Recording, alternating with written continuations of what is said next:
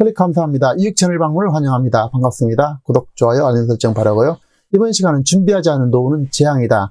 120세대 시대에 50대, 60대, 90%가 후회하는 7가지에 대해서 함께 알아보도록 하겠습니다.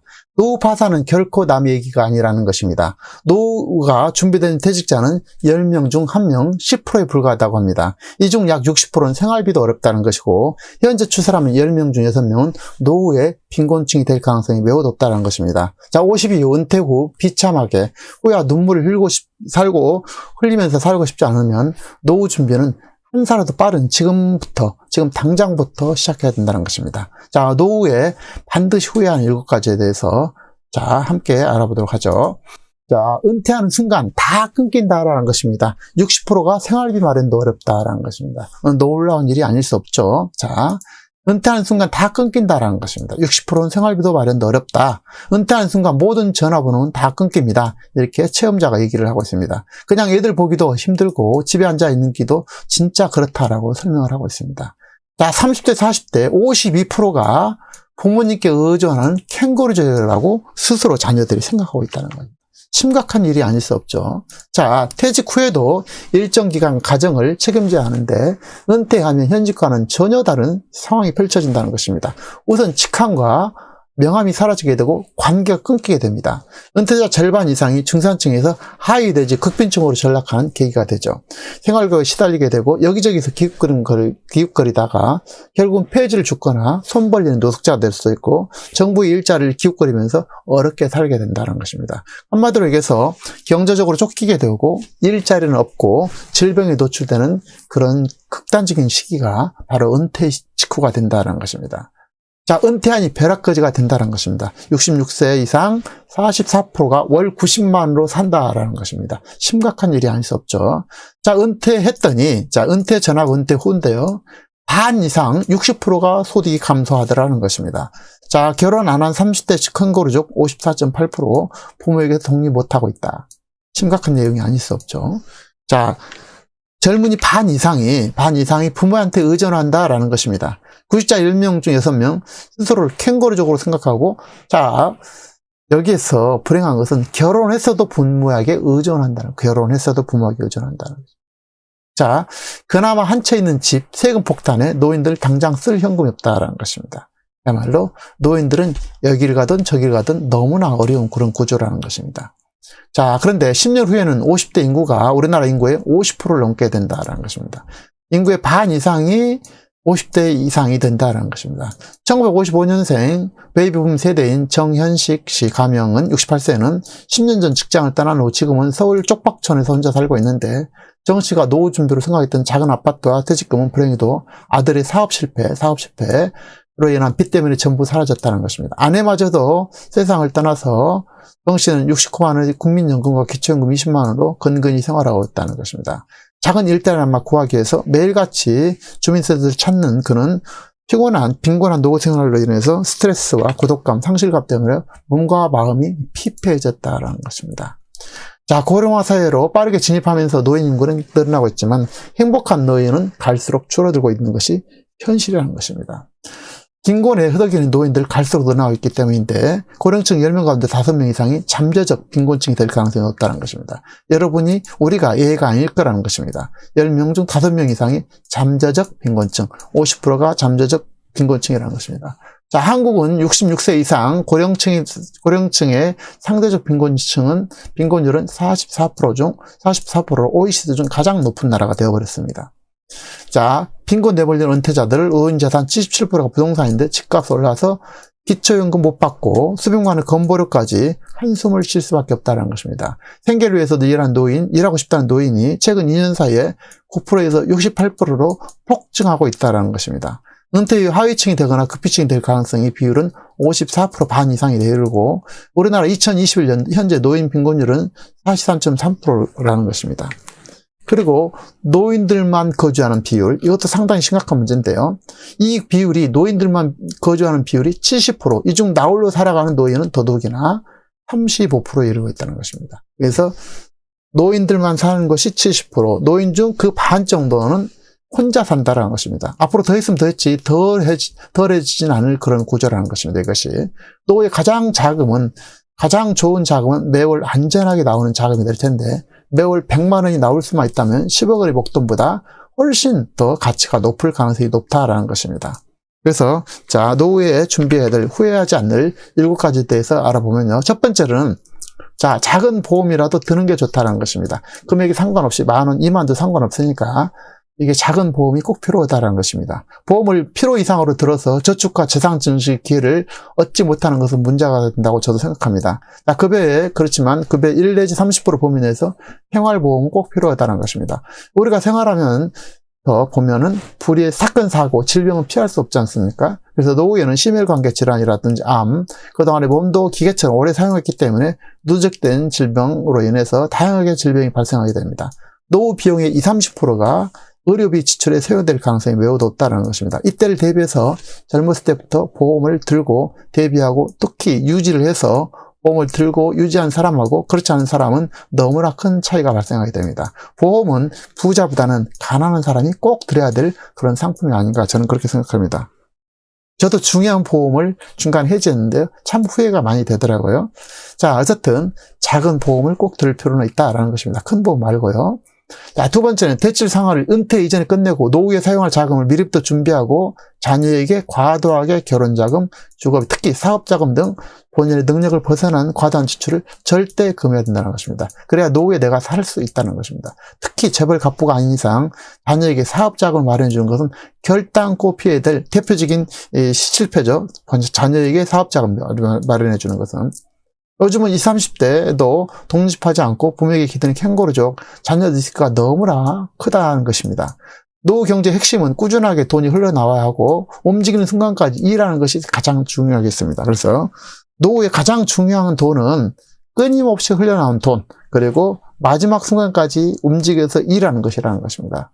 그래서 언제든 일할 수 있는 자기만의 능력을 갖출 필요가 있고 현재 만일 없다면 지금이라도 배워야 된다는 것입니다. 자, 10년이 무엇이든 할 수 있는 전문가 소리를 들을 수 있을 것입니다. 늦을 때가 가장 빠를 때지 않습니까? 그래서 추가 수입 매월 100만 원만 벌어들일 수 있다면 가장 성공한 노후 준비가 아닌가 싶습니다.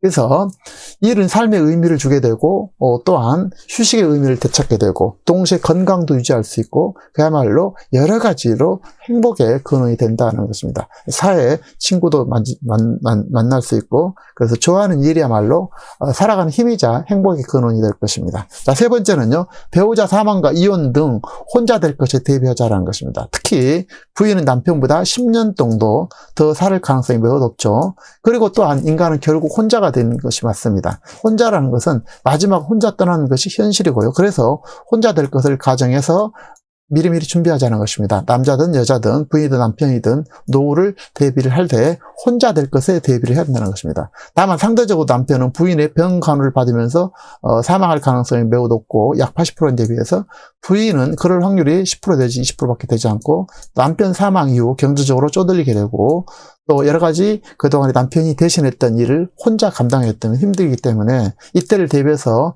남편 사망 이후에 이를 충분히 미리부터 준비를 하면 좋겠습니다. 자, 남편분들은 스스로 생활할 수 있는 그 능력을 키우는 게 중요할 것 같아요. 그래서 부엌에서 자유롭게 먹을 것도 챙겨 먹고 만들 수 있으면 만들고 이렇게 해서 그런 것이 필요할 것 같고 부인들은 남편이 사망 이후 약 10년 동안 혼자 살 것을 대비를 했으면 좋겠습니다. 자, 네 번째로는요. 건강관리는 아무리 강조해도 지나치지 않죠. 그래서 정기적인 건강검진은 필수일 것이고 이보다 더 중요한 것은 지나친 음주라든지 담배를 끊는 것이 원칙이겠지만 불가능하다면 과감히 줄이자라는 것입니다. 동시에 꾸준하게 운동하는 것이고 꾸준하게 운동은 자연스럽게 생활 속에서 이루어져야 한다는 것입니다. 자, 허리를 곧게 펴고 빠른 걸음 이것이 가장 중요한 것 같아요. 생활 속에서 생활을 고추 세우고 바르게 세우고 빠른 걸음. 자, 속보를 걸어서 숨이 좀 차게 그런 걸음이 하루에 약 한 20-30분 정도 할 수 있으면 가장 이상적이라는 것입니다. 그리고 가까운 산책이라든지 등산, 자전거 타기 등 유산소 운동이 필요하다는 것이고 또한 동시에 혼자 할 수 있는 운동과 함께 같이 할 수 있는 배드민턴, 탁구, 볼링, 골프 등 단체로 할 수 있는 운동을 겸하면 대인관계라든지 사회활동에도 항상 좋을 것입니다. 그래서 가장 중요한 것은 자기에게 맞는 것을 작은 시작을 하자라는 것입니다. 이것이 중요한 것 같아요. 그래서 혼자 스스로 당장 시작하자는 것입니다. 자, 다섯 번째는요. 이제 100세 시대를 지내서 120세 시대가 도래하고 있습니다. 그래서 90세가 넘지 않았다면 지금 도전해도 결코 늦지 않다라는 것입니다. 그래서 우리가 오래 살 가능성이 매우 높기 때문에 80, 90세도 도전해야 된다는 것입니다. 그래서 인생은 언제나 도전이라는 사실입니다. 은퇴 전이라면 더 좋겠지만 은퇴 이후라도 각자 하고 싶은 목표, 버킷리스트를 작성하고 가능한 일부터 할 수 있는 것부터 성취를 이뤄갔으면 좋겠고, 이 작은 것을 꼭 이뤄요. 작은 것. 저는 작은 성취가 매우 중요하다고 봐요. 작은 성취. 할 수 있는 거, 가능한 것부터. 자, 어느 90세 노인의 일기, 아무것도 시작하지 않은 걸 후회한다고 그러지 않습니까? 그런데 요즘에는 90세, 100세를 살아가시는 분들이 매우 흔하죠. 그래서 80세, 90세 가장 후회하는 것 중에 하나가 내가 이렇게까지 오래 살지 몰랐다라는 것입니다. 옛날에는 50세, 60세면 노인이 됐지만 지금 50세, 60은 혈기왕성한 젊은이와 크게 다를 바 없다라는 것입니다. 그리고 마음만은 20대, 30대이고 앞으로도 50년, 60년을 더 살아내야 된다는 것입니다. 매우 긴 시간이 남아있죠. 자, 40년, 50년, 60년을 더 살아내야 되는 그런 것입니다. 인생의 반밖에 안 사는 거죠. 따라서 한나라도 젊은 나이에 지금 당장 평생 할 수 있는 자기만의 능력을 개발하고 새로운 도전에서 90세, 100세 되어서 후회하지 말아야 할 것입니다. 자, 각자 환경이 다를 수는 있지만 배움을 꾸준하게 하는 것이 매우 필요하다는 것입니다. 꾸준한 독서는 물론 요즘은 대부분 활동이 바로 스마트폰에서 이루어지고 있기 때문에 스마트폰의 기본적인 것은 물론 이 컴퓨터를 무서워하지 말아야 됩니다. 자, 스마트폰, 컴퓨터 이런 것들을 무서워하지 말고 접해보시기 바랍니다. 꾸준하게 배우면 된다는 것입니다. 스마트폰을 잘 다루고 블로그, 유튜브, SNS 잘만 활용한다면 젊은이 못지않는 성취를 이뤄낼 수 있고 원하는 대부분을 해낼 수 있다는 것입니다. 가장 중요한 것은 자신감이라는 것이고요. 그래서 누구나 가능하다는 것이고 이런 것들을 가르쳐주는 것은 다양하게 있습니다. 자, 지방자치단체 복지센터 유튜브에도 너무나 잘 나와 있습니다. 이런 것을 활용하시기 바라고 꼭 시작해 보시기 바랍니다. 배움은 멈추지 않는 이상 여러분 우리는 항상 젊은 청년이라는 사실 꼭 명심했으면 좋겠습니다. 배움은 항상 필요한 것 같습니다. 그래서 꼭 책을 통해서 배우고 또 인터넷을 통해서 배우고 생활 속에서 컴퓨터, SNS에 관련된 또 휴대폰에 관련된 것을 항상 배웠으면 좋겠습니다. 자, 6번째는 나는 무엇으로 사느냐는 것입니다. 내가 존재하는 이유는 무엇인지 스스로 질문과 답을 해야 될 것입니다.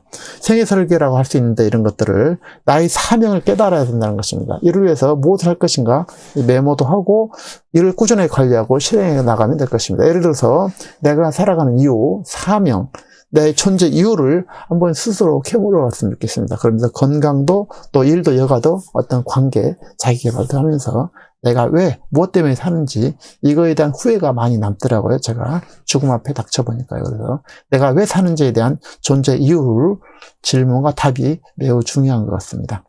자, 7번째는요. 하고 싶은 것을 하자라는 것입니다. 자, 가장 대표적인 것이 가장 가까운 사람들과 함께하는 여행이 될 것입니다. 저는 인생 자체가 여행이고 우리는 여행자라고 생각합니다.